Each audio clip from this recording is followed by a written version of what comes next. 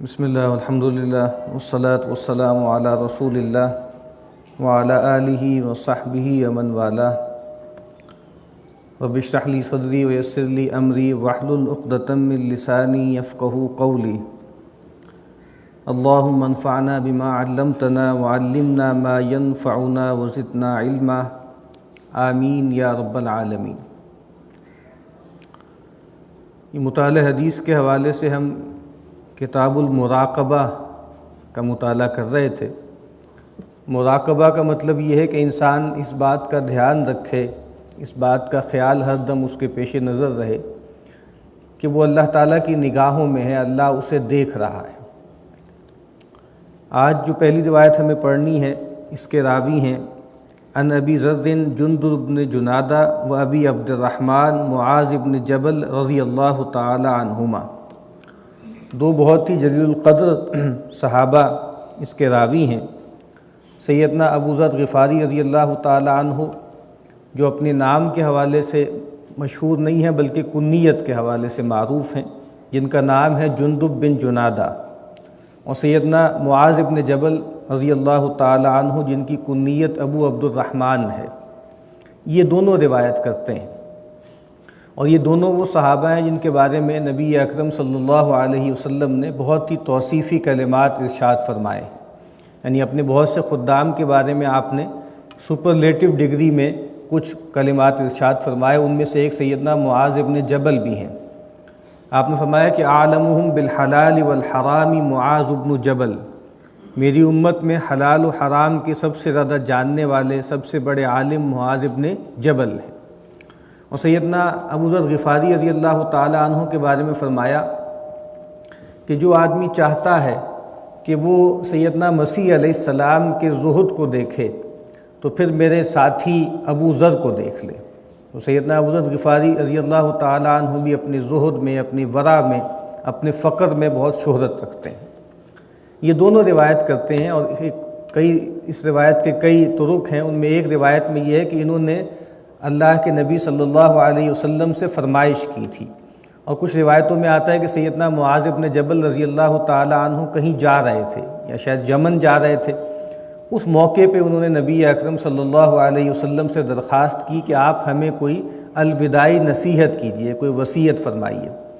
تو رسول اللہ صلی اللہ علیہ وسلم نے اس کے جواب میں ارشاد فرمایا اتق اللہ حیث ما کنت، کہ اللہ تعالیٰ کا ایک تقوی اختیار کرو جہاں کہیں تم ہو، وَأَتْبِعِ السَّيِّئَةَ الْحَسَنَةَ تَمْحُهَا، اور برائی کے پیچھے نیکی کو لگا دو، وہ نیکی اس برائی کو محو کر دے گی، مٹا دے گی۔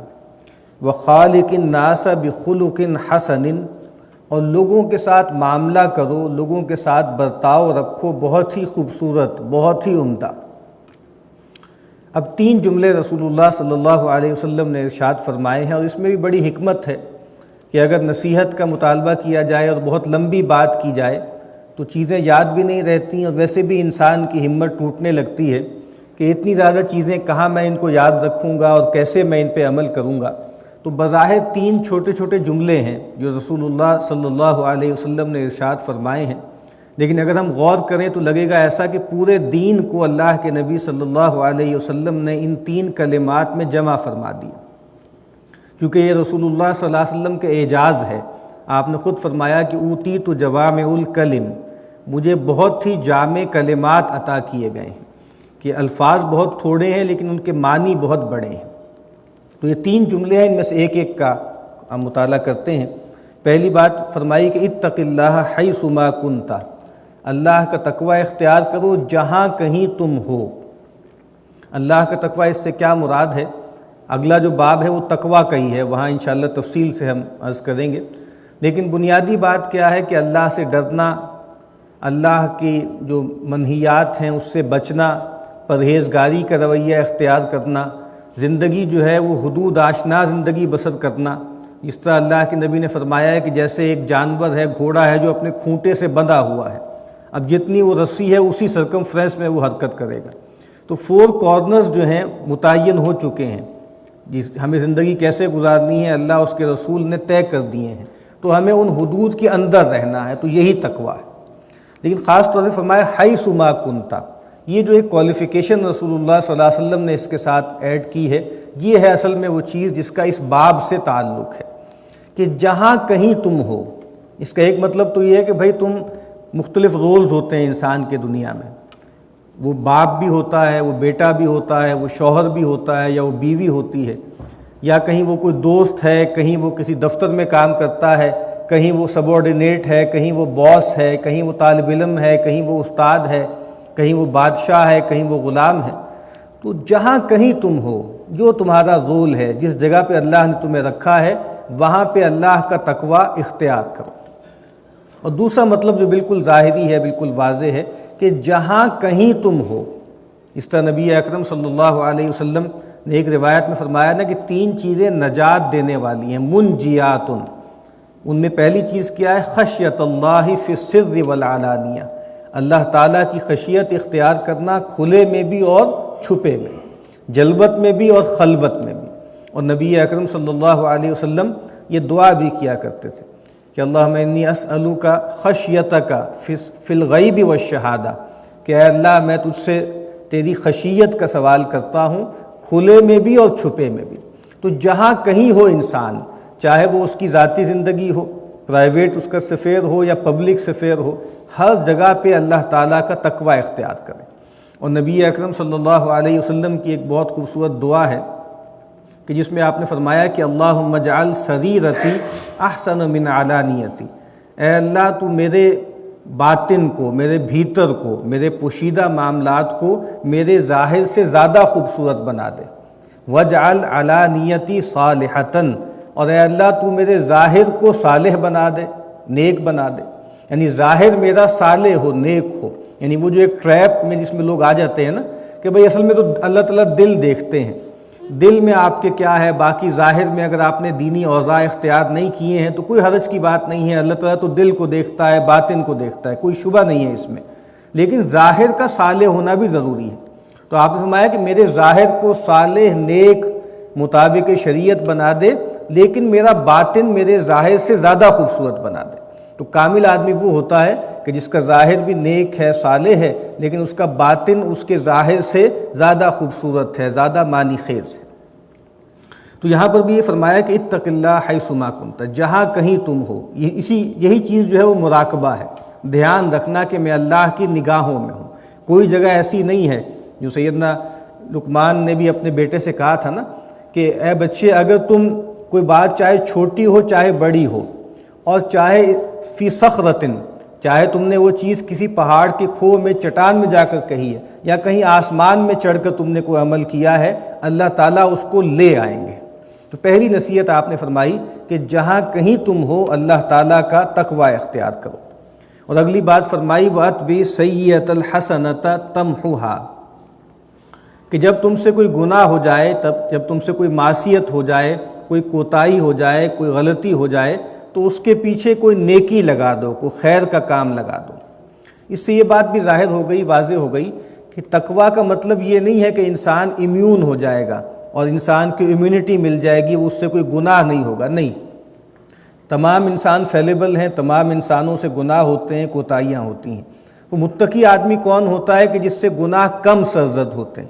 اسی لیے یہ بات کہی جاتی ہے کہ نیک آدمی کون ہوتا ہے؟ متقی آدمی وہ ہوتا ہے کہ جس کی حسنات اس کے سیئات سے زیادہ ہو، یا وہ آدمی کہ جس کی خرابیاں یا برائیاں گنی جا سکیں نا، تو وہ نیک آدمی۔ تو ہر آدمی میں کوتاہیاں ہیں، ہر آدمی میں کمزوریاں ہیں۔ تو پہلی بات تو یہ ہے کہ دیکھو اللہ کا تقوی اختیار کرو، لیکن بہرحال چونکہ تم انسان ہو، تمہارا پیر پھسل جائے گا، تم سے گناہ ہو جائیں گے، تم سے کوتاہیاں سرزد ہو جائیں گی، تو پھر اب کیا کرنا ہے؟ تو جیسے اللہ تعالیٰ نے ایک کلینزنگ کا ایک طریقہ بتایا ہوا ہے کہ ساتھ کے ساتھ یہ چیزیں صاف ہوتی جائیں گی۔ وہ کیا ہے کہ جب تم سے کوئی گناہ ہو جائے، کوئی کوتاہی ہو جائے، کسی خرابی کا ارتکاب تم سے ہو جائے، تو اس کے پیچھے کوئی نیکی کر لو۔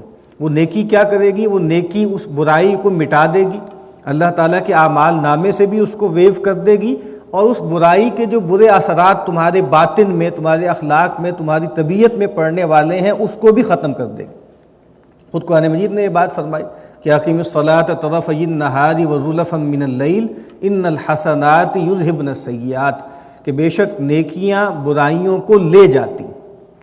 ایک موقع پہ ایک صاحب نبی اکرم صلی اللہ علیہ وسلم کی خدمت میں حاضر ہوئے اور انہوں نے کہا کہ مجھ سے ایک کوتاہی ہو گئی ہے، ایک اجنبی عورت کا میں نے بوسہ لے لیا ہے، تو آپ مجھ پہ سزا نافذ کیجیے۔ تو آپ خاموش رہے۔ تھوڑی دیر بعد نماز کا وقت آیا تو ان صاحب نے نبی اکرم صلی اللہ علیہ وسلم کی اقتداء میں نماز ادا کی، تو پھر انہوں نے دوبارہ اپنی بات دہرائی کہ اللہ کے نبی مجھ سے ایک گناہ سرزد ہو گیا ہے، تو آپ مجھے پاک کر دیجئے، مجھ پہ حد جاری کر دیجئے۔ تو آپ نے کہا کیا تم نے ابھی ہمارے ساتھ مل کے جو ہے وہ نماز ادا نہیں کی؟ تو کہا کہ ہاں بالکل ادا کی ہے۔ تو کہا کہ اللہ تعالیٰ نے اس نماز کی برکت سے تمہارے اس گناہ کے اثر کو زائل کر دیا۔ اسی طرح ایک موقع پہ ایک صاحب آئے، انہوں نے کہا کہ مجھ سے بہت بڑا گناہ ہو گیا ہے، تو رسول اللہ صلی اللہ علیہ وسلم خاموش رہے، اور پھر آپ پر وحی نازل ہوئی اور یہی آیت نازل ہوئی کہ اقیم الصلاۃ طرفی النہار وزلفا من اللیل ان الحسنات یذہبن السیئات، کہ بس جو ہے بس نیکیاں جو ہیں وہ برائیوں کو لے جاتی ہیں، تم نے نیکی کر لی، نماز پڑھ لی تو بس یہ کافی ہے۔ تو ان صاحب نے پوچھا اے اللہ کے نبی یہ خاص یہ جو بات آئی ہے یہ خاص میرے لیے ہے یا تمام امت کے لیے؟ تو آپ نے کہا کہ نہیں، یہ تمام امت کے لیے اللہ تعالیٰ کی طرف سے ایک گارنٹی ہے کہ انسان سے کوئی گناہ ہو جائے، اس کے بعد انسان اس کے پیچھے کوئی نیکی کر لے تو وہ نیکی اس برائی کو محو کر دیتی۔ اور سب سے بڑی نیکی کیا ہے؟ وہ توبہ ہے۔ کچھ لوگوں نے کہا ہے کہ یہاں حسنہ سے مراد توبہ ہے، یعنی انسان جب اللہ کی جناب میں رجوع کرتا ہے، توبہ کرتا ہے، زاری کرتا ہے تو یہ بجائے خود ایک نیکی ہے۔ تو یہ جو توبہ ہے، یہ توبہ بھی انسان کی برائیوں کو ختم کر دیتی۔ اور ویسے کوئی نیک عمل انسان کر لے، کوئی گناہ اس نے کیا ہے تو کوئی 2 رکعت نماز ادا کر لے، کوئی جو ہے کچھ صدقہ دے دے، کچھ اور جو ہے کوئی دعوت کا کام کر لے، کوئی انفاق کر لے، تو کہا کہ جب تم سے کوئی خرابی ہو جائے، جب تم سے کوئی گناہ ہو جائے تو اس کے پیچھے نیکی کو لگا دیا کرو، وہ اس کو محو کر دے گا۔ اور تیسری بات آپ نے فرمائی وَخَالِقِ النَّاسَ بِخُلُقٍ حَسَنٍ، اور لوگوں کے ساتھ معاملہ کرو، لوگوں کے ساتھ زندگی گزارو بہت ہی خوبصورت طریقے سے، بہت عمدگی سے ان کے ساتھ گزران کرو۔ اور یہ بات اس لحاظ سے بھی بہت اہم ہے کہ عام طور پہ جب تقویٰ کا لفظ آتا ہے، ورع کا لفظ آتا ہے، دینداری کا لفظ آتا ہے، خدا رسیدگی کا ذکر ہوتا ہے، اور انسان کے اندر اللہ کی طرف جو ہے وہ جھکاؤ پیدا ہوتا ہے، تبتل پیدا ہوتا ہے، تو پھر انسان یہ چاہتا ہے کہ وہ سب سے کٹ کے اللہ ہی کا ہو رہے، اور وہ خیال کرتا ہے کہ اصل نیکی تو یہی ہے کہ انسان اللہ تعالیٰ سے اپنا معاملہ سیدھا کر لے۔ تو اس وجہ سے بھی رسول اللہ صلی اللہ علیہ وسلم نے خاص طور پر یہ بات ارشاد فرمائی کہ اللہ سے تعلق سیدھا کرنا یہ بھی بہت ضروری ہے، تعلق مال حق بھی ضروری ہے، لیکن تعلق مال خلق بھی اتنا ہی ضروری ہے۔ تو تقویٰ کا مطلب یہ نہیں ہے کہ انسان جو ہے وہ لوگوں سے کنارہ کش ہو جائے یا لوگوں کے جو بنیادی حقوق ہیں وہ ادا نہ کرے۔ جس طرح نبی اکرم صلی اللہ علیہ وسلم نے ایک واقعہ بہت مشہور روایت ہے کہ سیدنا جو ہے وہ سلمان فارسی رضی اللہ تعالیٰ عنہ اور سیدنا ابو الدرداء کے درمیان اللہ کے نبی صلی اللہ علیہ وسلم نے مواخات قائم کر دی۔ وہ تفصیلی واقعہ ہے کہ جس میں سیدنا سلمان فارسی رضی اللہ تعالیٰ عنہ نے سیدنا ابو الدرداء کو توجہ دلائی اور کہا کہ دیکھو تم اپنے بیوی کے معاملات کو درست نہیں رکھ رہے، تم گھر در کے معاملات کو ٹھیک نہیں رکھ رہے، اور آپ نے کہا کہ دیکھو تمہارے نفس کا بھی تم پہ حق ہے، اور تمہارے جسد کا بھی تم پہ حق ہے، تمہارے مہمان کا بھی تم پہ حق ہے، اور تمہارے رب کا بھی تم پہ حق ہے۔ تو جب صبح جا کر نبی اکرم صلی اللہ علیہ وسلم کے سامنے یہ پوری بات بتائی گئی، سیدنا ابو الدرداء نے بتائی، تو آپ نے کہا کہ صدق سلمان نے سچ کہا۔ اصل بات یہی ہے جو اس روایت میں الفاظ آتے ہیں کہ فآتی کل ذی حق حقہ، ہر حق والے کو اس کا حق ادا کرو۔ تو کہا کہ لوگوں کے ساتھ جو تمہارا برتاؤ ہے، عام طور پہ ہم اخلاق کو مینرزم تک کرٹیل کر لیتے ہیں، یہ ٹھیک ہے بات کہ اخلاق میں جو ہے اٹھنا بیٹھنا، بولنا چالنا، مسکرا کے ملنا یہ بھی شامل ہے، لیکن اصل میں اخلاق انسان کے پورے برتاؤ پر محیط ہے۔